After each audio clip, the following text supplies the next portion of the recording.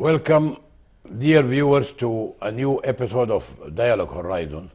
In this episode, definitely we will dedicate the whole episode to the 66th anniversary of the independence of Sudan, and down we go in history until we reach this point of the clear intervention and of the international community after the resignation of Prime Minister Hamdou. I'm very happy to host and to have with me in this episode Professor Manzoul Abdullah Manzoul. Manzoul Abdullah Manzoul was an ex-director of the Peace Institute University of Khartoum. Now he is the Dean Faculty of Scientific Research in University of Khartoum. So welcome, Professor Manzoul Abdullah Manzoul, in this episode. As I mentioned to the viewers, it will be dedicated to, we'll start back 66 years back or even more, until we come to this point, this critical juncture in which now Sudan is in it. So, Professor Manzoul, as you know, Sudan got its independence from the condominium rule to the British and the Egyptian rule in 1956. Before that, the Turkish also, they were since 1821 to 1855 when they were ousted and defeated by the Mahdiya regime. Yeah. So first of all, what do you think? What is the reason behind these countries to be interested in Sudan, although it is right in the heart of Africa? Why these people were interested to be in Sudan and to rule Sudan for quite a long time? Well, I think, thank you very much, Omar. I think, as you rightly noted, before the condominium rule, there was a Turk-Egyptian rule, which ruled the country from 1821 until 1895, when the Mahdi killed General Gordon in Khartoum, January 1885.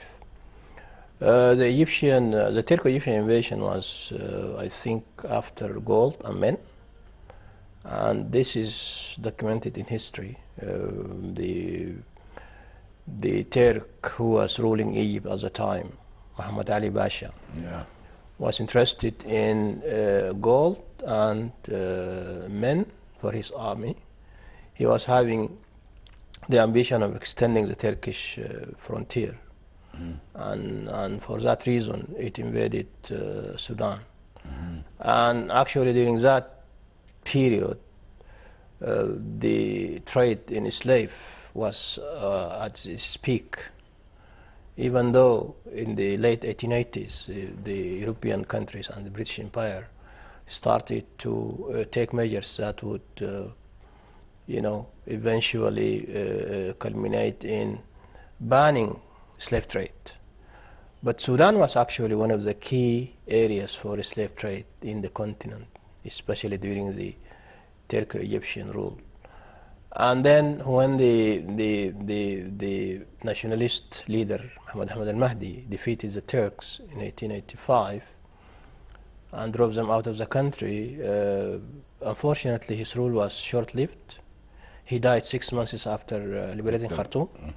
And then his successor, Khalifa Abdullah Taishi, took power. Unfortunately, Khalifa was at war with everybody, including different tribal groups in the country. And then he also fought wars with Abyssinia. And eventually, the Mahdist state was crushed in 1898 by the Kitchener. So it was the Mahdi. It was the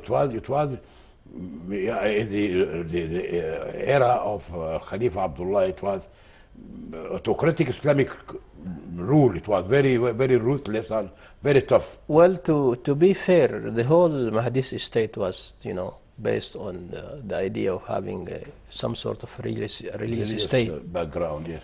And then the Khalifa actually followed suit. There were a lot of stories of the Mahdist state trying to enforce their version of a religious state. if we look at history books. And of course, there was also the famous account of the Salatin Pasha, who was a captive of the Khalifa for 10 years. Of course, eventually he succeeded to escape, and then he wrote that famous book, Sword and Fire.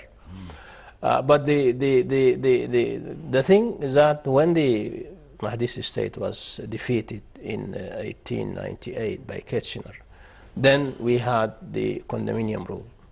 Okay. That started in 1898 1898, yes. until 1956. Almost the same period as that was. Which is still now almost about 60 years. Exactly. So the Turco-Egyptian rule continued for 61 years.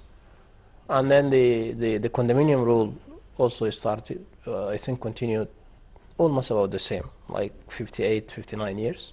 And then we had our independence.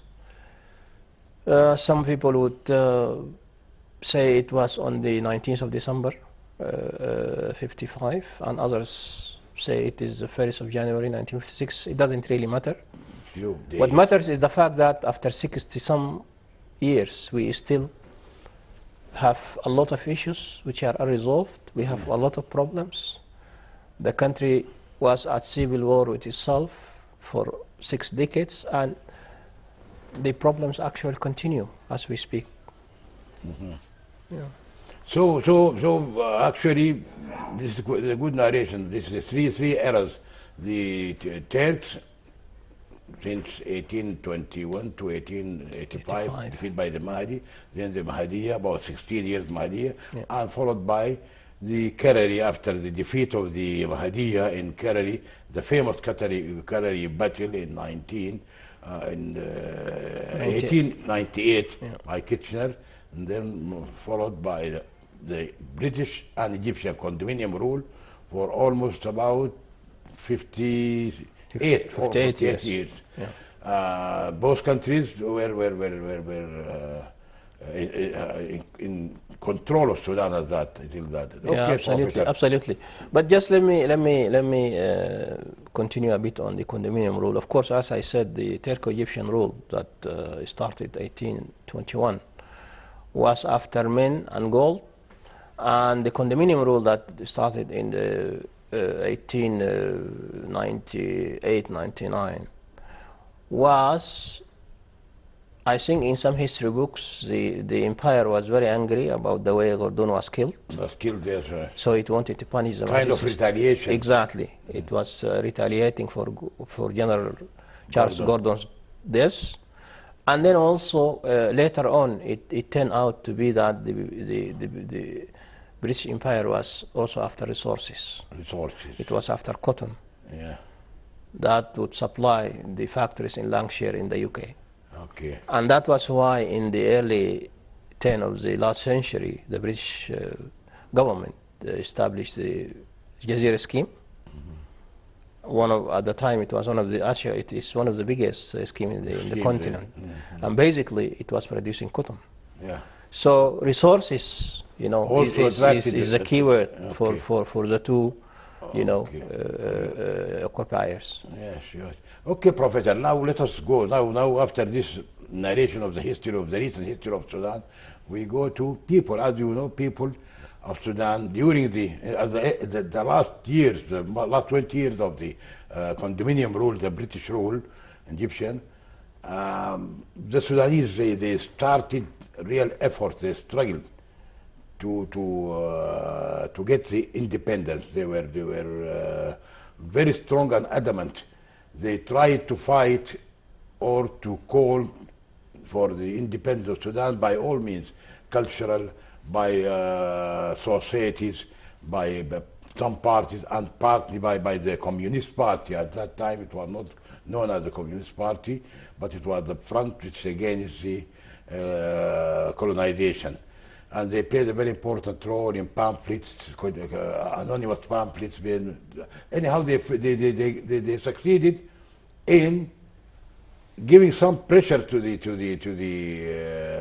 British and the Egyptians, and they continued the pressure in the famous graduates Congress, which started in Wad Madani in as early as 1936 or something like this, until the colonizers were convinced that Sudanese can rule their country. But my question is,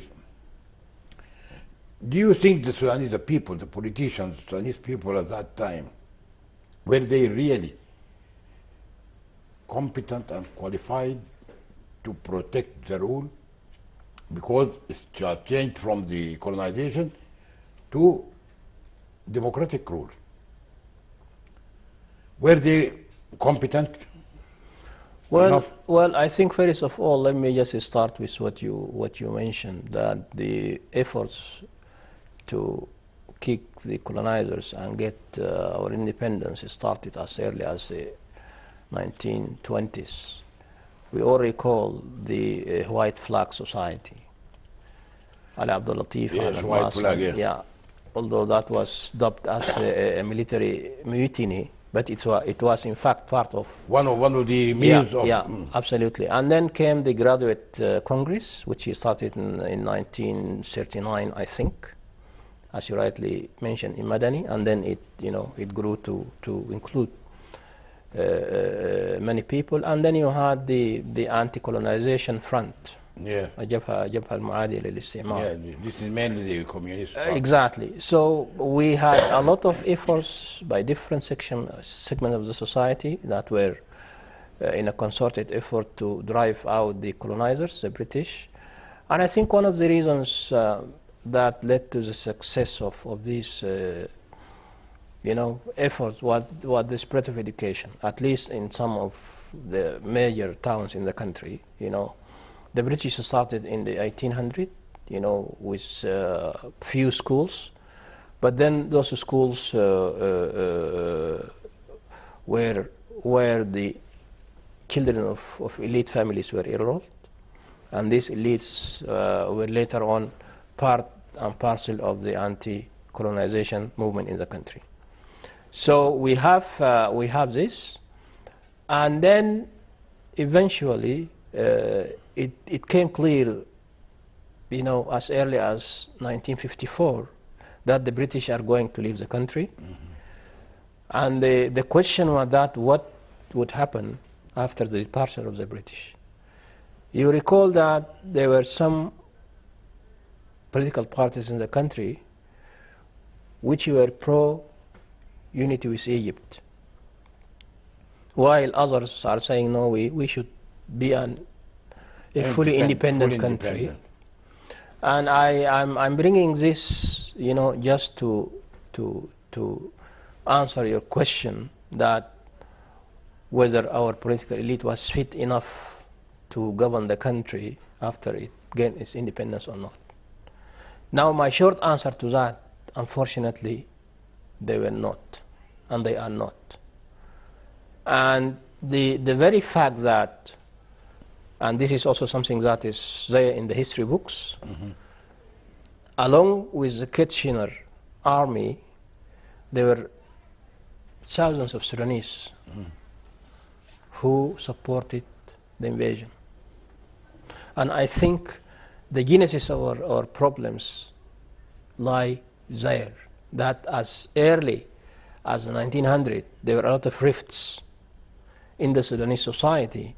And my point of view is that such rift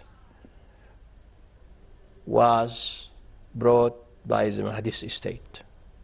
As I mentioned, a state that was at war with everybody. Mm-hmm. It was at war even with itself. And that created divisions and rifts. So much so that some of the people were ready to be part of Kitchener army, So these kind of rifts unfortunately followed us. And we saw that during the early debates of what would happen after the British leaves the country, was the question whether we should be fully independent or whether we should unite with Egypt. And these positions actually shaped the later political developments in the country. We had, of course, started with the two major political parties, the Umma Party and the DUP. And of course, the Sudanese Communist Party was there, although it was not really very significant, or at least it wasn't as visible as it is. But the show was dominated by the two sectarian parties. This is, from 1954 up to the time when we got our independence, and then this followed until, I may say, the first military coup, Aboud, in 1958, and then the short-lived democracy in 1965. So the answer to your question is that unfortunately we had a political elite that is divided. From the beginning they were divided. From the beginning. Actually the division was there before we got our independence. And then this division was carried, after we got our independence. We all read in the history, and of course probably you are mature enough to have followed the partisan bickering that led to the coup of General Aboud in 1958. Yeah. Some people would say that that military coup was not a pure military coup. It was not a coup. It's a handing over. Actually. Exactly. So, and this is actually one of the serious problems that we are having in the country. That the elite is really divided, and unfortunately, this is not across the different political parties. Even within the same political party, you got a lot of rifts. And as we speak, for instance, if you look at the Ummah party, there are like 7 Ummah parties. The DUP, the same. Even the Islamists, and the Sudanese Communist Party, it is also subject to a lot of rifts. So that is actually what. So you believe that these people at that time, they were not competent, and not only competent, but they were not really patriotic. They were most, as you said, I agree with you that the two blocks, the two big parties, sectarian parties, the Ummah party and the NUDP, National Unionist Party, was definitely pro-Egypt. That from its name is pro-Egypt, calling for unity with Egypt. Right. The Ummah party is against, totally categorically against any involvement of Egypt in the governance of Sudan. That's why. So from there it grew the animosity between the two. It grew and it affected the history of the whole Sudan since that time. Absolutely. Because, as you said, I agree with you, the first coup in the history of Sudan, 1958 by General Aboud, it was not a coup. It was a handover. I read in the Central Records Office the words, witnesses of the army, Aboud and the other than his colleagues, 5 or 6 of them, they all said they obeyed orders of the Prime Minister, who was also the Minister of Defense at the time. So since that time, they opened the way for the military to be involved in the governance of Sudan. Right. But if, like India, if it did not happen, maybe till now we could have continued. And okay, now true. You think that these they were competent, they were not competent, and they were not really serious about. So what about immediately after the independence? The English, they were very proud. They were saying that they are leaving Sudan, leaving one of the best, if not the best, civil service in Africa. And that's true. They went until Aboud regime, the civil service also continued to be intact and to be good. After that, when the parties started taking part and started relaxing some of the qualifications for the civil service started to deteriorate. So what is your comment on this? Do you think that the politicians at that time, they should have allowed a transitional period, not immediate, a prompt disappearance of the English? Do you think that it could have been better that if the English continued in the civil service for some time, so that there will be a succession of generations, or what? Well, I think that could have been one of the measures that would allow some sort of continuity, in the one of the very best civil service, that was led by the colonizers in Africa. So that is actually true, and I do believe that should have been the case, and one of the things that happened after the departure of the British was also the so-called Sudanization, a Sudana, a process Of replacing. of replacing, I think the Egyptians and the British in the civil service. Yeah. Now, the way that was done was also quite problematic because it wasn't done in a just way, and this was squarely the case when it comes to the positions given to people from South Sudan. That was very scandalous, and it was, of course, understandable that at the time, perhaps education was not as spread as the case now in the different parts of the country. And perhaps Khartoum and the central parts of the country were the most, were the areas where we found the most educated person that could replace the British. That was okay, as an argument. But it's still what followed, led to decay in the civil service. And then the crisis of the civil service came with the so-called PERC policy, that was adopted when Numeri took power through a military coup. They started the process of the so-called cleansing. Exactly. The cleansing of the civil service. Precisely. From those people This whose loyalty was in doubt. Yeah, that's what the slogan. And many people, many very qualified, competent people were dismissed. Yes. For no reason except for their political orientation. Yes. And the Islamists followed suit. They outdone actually Numeri in that in that respect. So politicizing the civil service was actually one of the key reasons why we are having a fatally, crumbling civil service.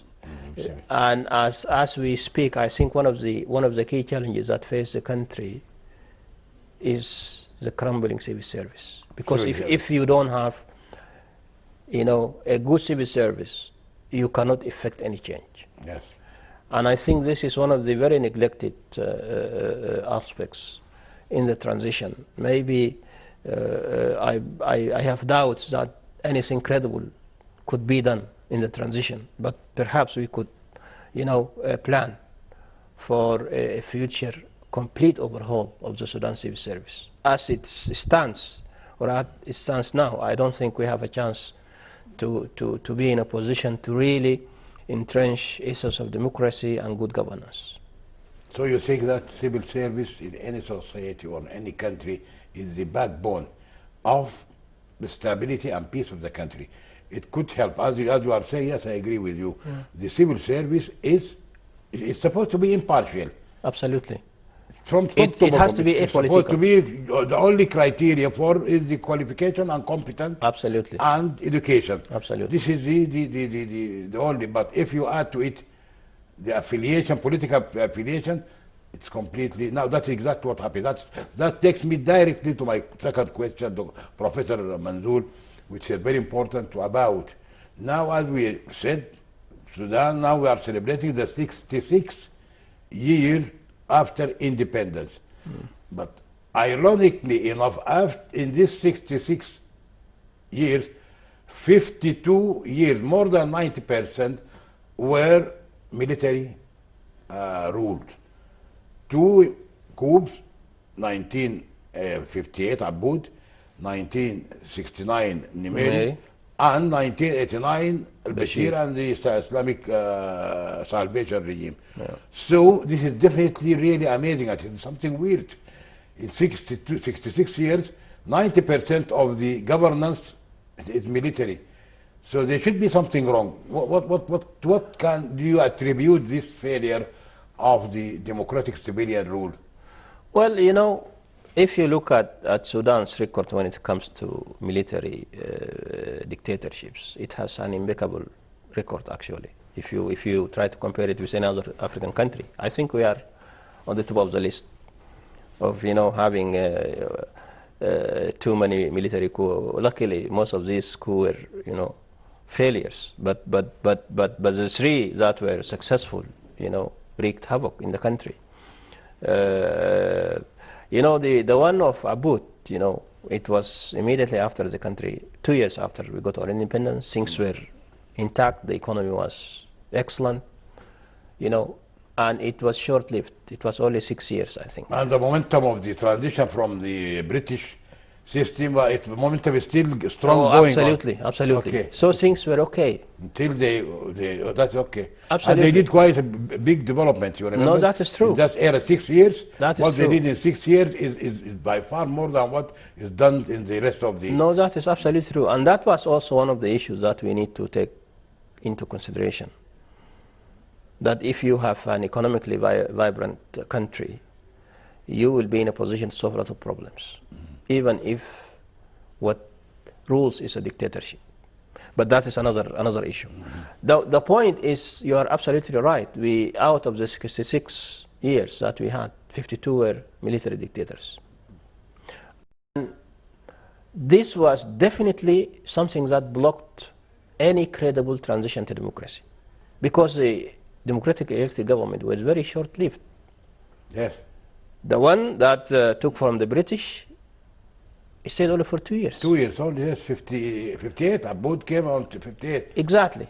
Only 2 years. Exactly. And then we had the October Revolution, 64, and the democratically elected government only stayed for 4 years. 4 years. 4 turbulent years, Yeah. you know. And there were also a lot of, you know, partisan bickering that eventually led to you see, the expulsion of the Sudanese Communist Party from parliament. Yeah, in 65. In 65. That was part of what I call the very ugly partisan politics. Yeah. That resulted in the military coup of 1969, Abud, because it started bread. Absolutely, absolutely. So, and then Nimeri came. Of course, when you have a dictator, then they are above the law. They do whatever they want. You know, they are unaccountable.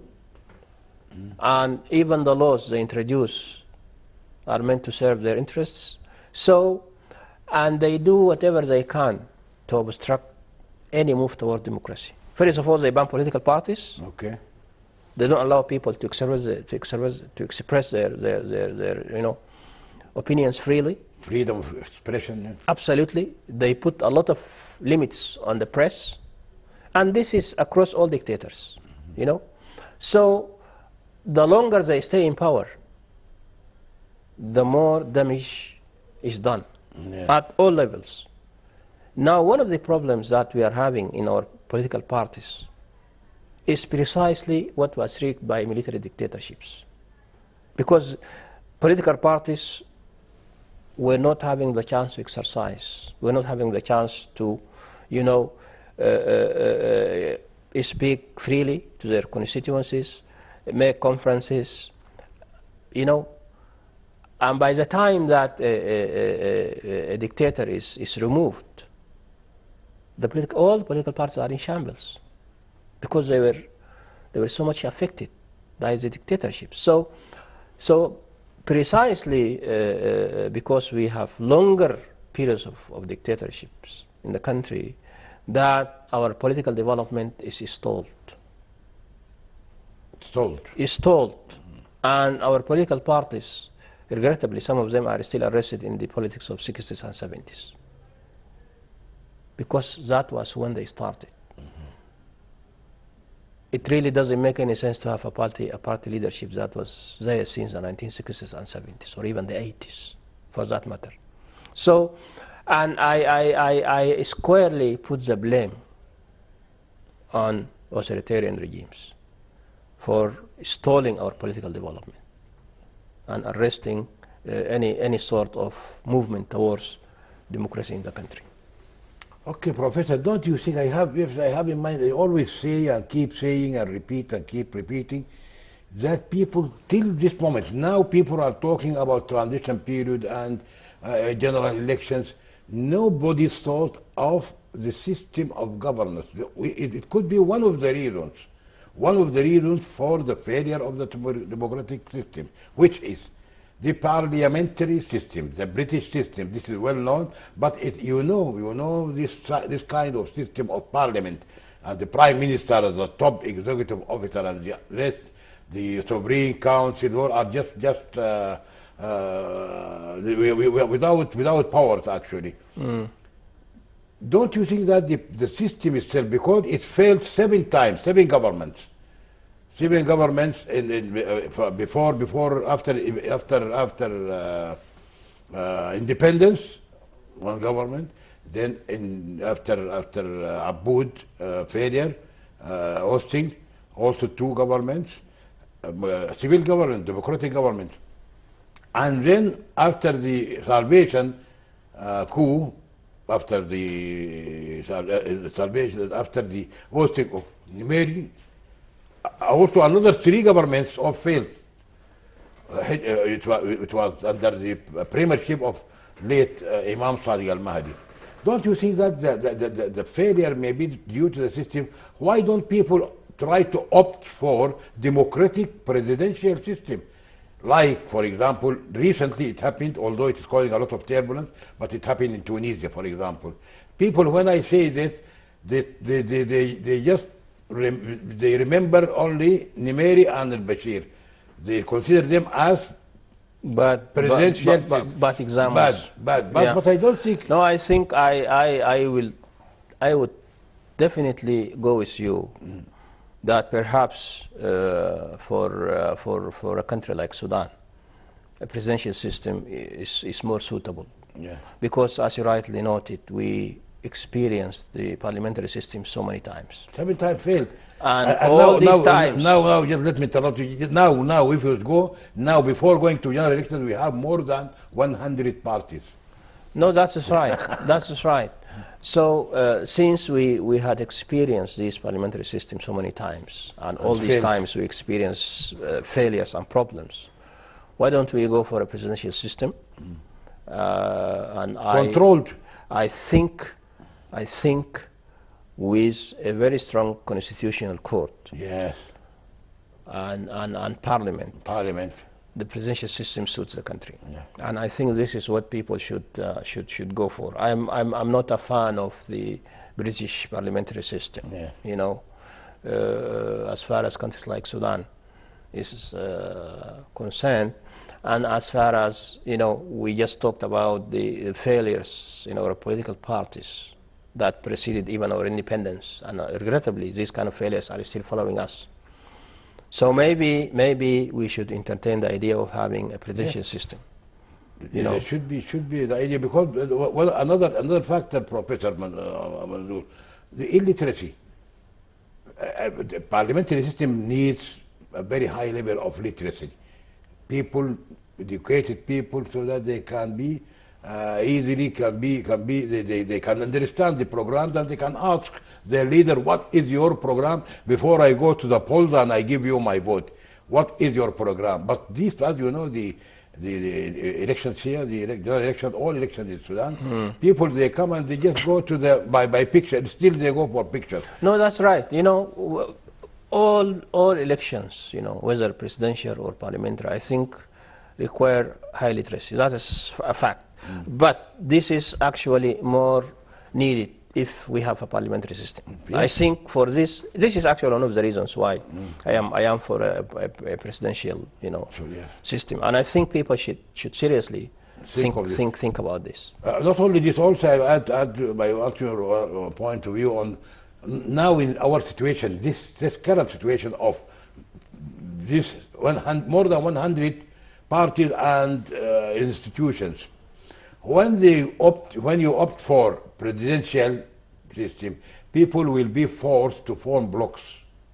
They will go, which is something very healthy. They make a leftist bloc, rightist bloc, and the central bloc. So the people, the voters, will be circulating around only 3 blocks instead of 100. You can imagine if you go for in parliament, you will have a parliament, you have 1 seat for one party, we have 100, we have, so you can easily see the failure. It would be chaotic. Very chaotic, yeah. And I think for this also, this is one of the good reasons why we should entertain having a presidential system, rather than, you know, insisting on a system that we tried so many times. Yeah. without any success. And the comparison between what some people, some of the critics, when I mention this to some people, they say, oh, okay, we tried the presidential system twice, al-Bashir and Nimeri. No, it was not democratic presidential Absolutely. system. It was autocratic. It came from autocratic regime, from military, born from military.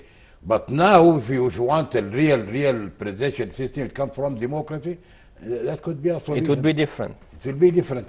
Actually, I am one of those who were calling, just to surpass the current impasse.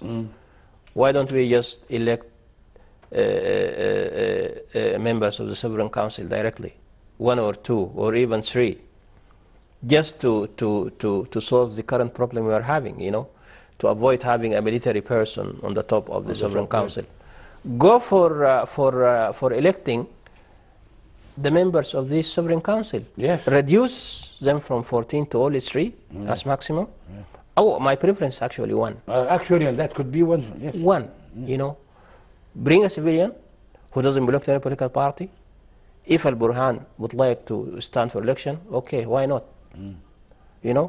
Just to overcome the impasse that we are now in.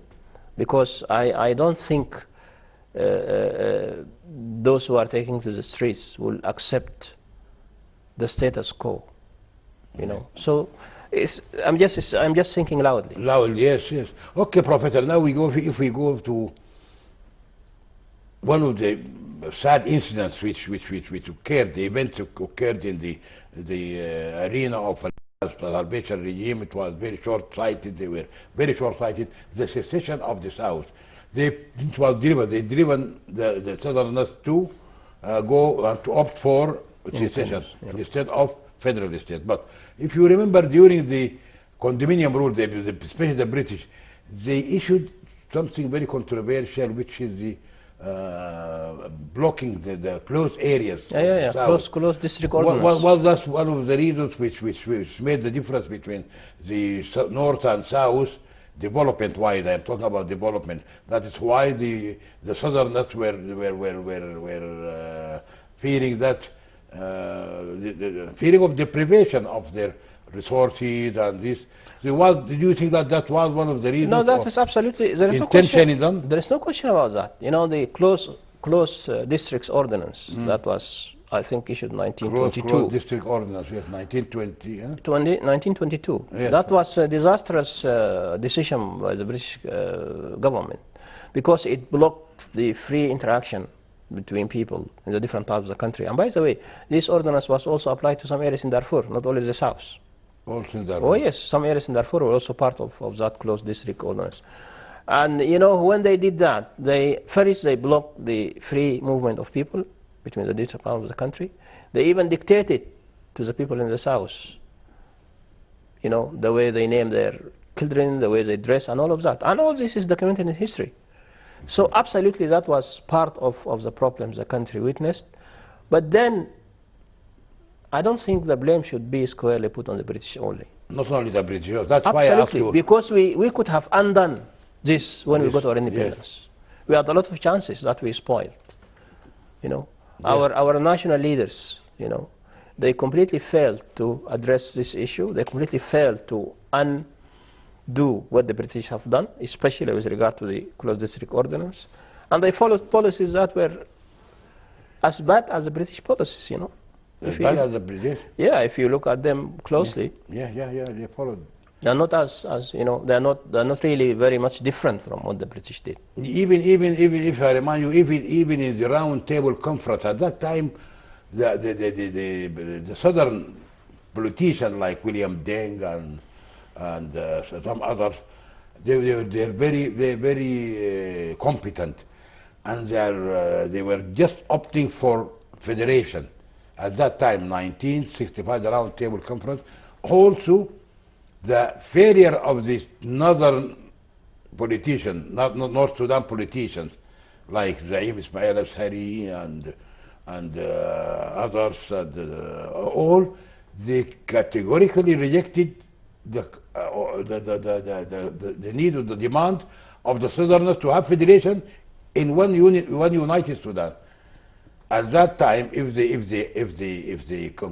finish the Round Table Conference with a decision to have federal system. federal system, this could have been done. Absolutely. And if I remind you that it really worked well in 1972. Of course, after the Addis Ababa Agreement. Addis Ababa Agreement, Yeah. when The South was given self-rule. self-rule, Yeah. and it went for 10 years. That's right. Till 1982, when Mary and breached the agreement. the agreement, and this led John Garang, after less than 1 year, to defect with his garrison from Bor to Ethiopia, and he formed the SPLM and SPLA. Yeah. So it's a mistake. Yeah, absolutely, and that was why I was telling you that some of the policies which were done by our national leaders were as worse as the British policies, you know. Where's the Absolutely, because when it comes from a national leader, that's even worse, Yeah. you know. This is So very bad. and this again, you know, is part and parcel of what I started my talk with, is that we had a serious elite problem, you know, that started before independence, and it continues with us, unfortunately, until the present time. Till the present time. Okay, now you are saying the present time. Okay, now let's go to the present time. Okay, present time. The gallant, the revolutionaries, the youth, actually the youth till now, this taken to the street, the youth, they succeeded in hosting a very strong regime of al-Bashir, which ruled for 30 years. And now they started an governance hybrid, military and civilian government, governed by constitutional document. And it seems that from the beginning it didn't work well. It started immediately after the formation of the fairest government led by Dr. Abdullah Hamdouk.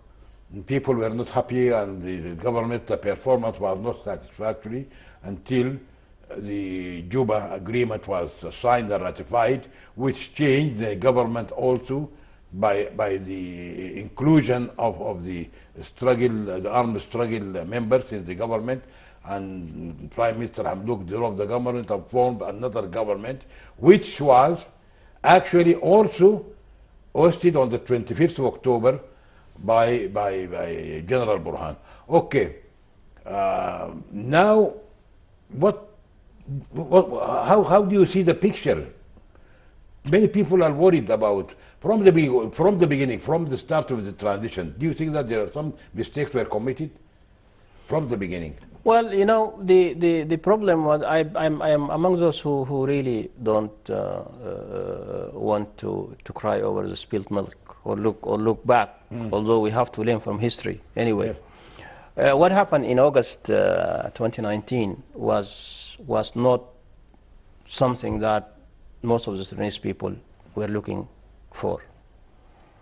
You know, if you recall, from April 2019 until July 2019, people were adamantly saying that we don't need military.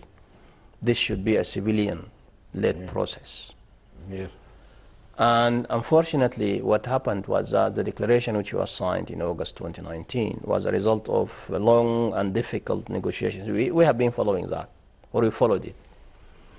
A negotiation that was facilitated by the African Union and its envoys and the Ethiopian Prime Minister.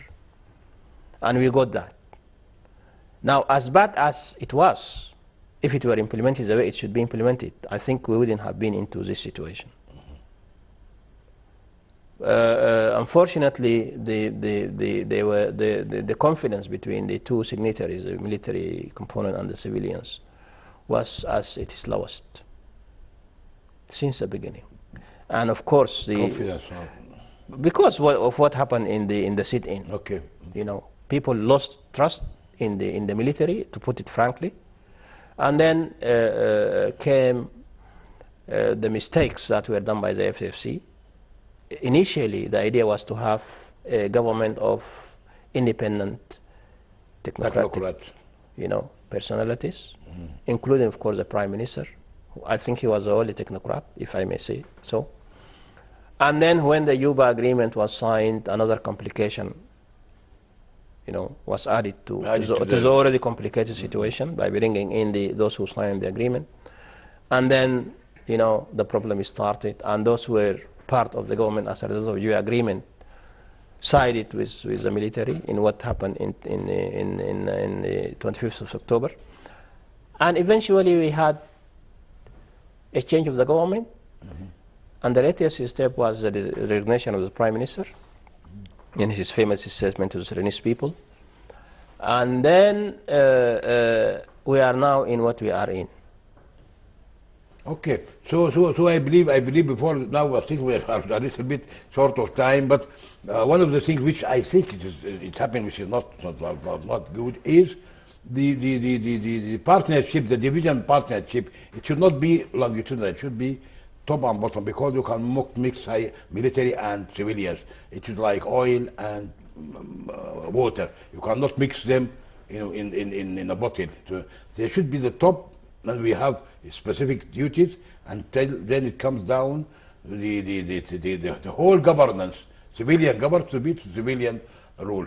Anyhow, this is from the beginning. It was a mistake, but if you go forward now, can you tell us about why now the international community is very much alarmed, and as manifested by the statements, the recent statement of the Troika and the European Union, and also manifested by the calls, direct calls from America to the General Burhan and to General Kabashi, and to it seems that there is unknown, something secret. Why are these people worried more than anybody about the situation in Sudan, and they don't want Sudan to slip into anarchy?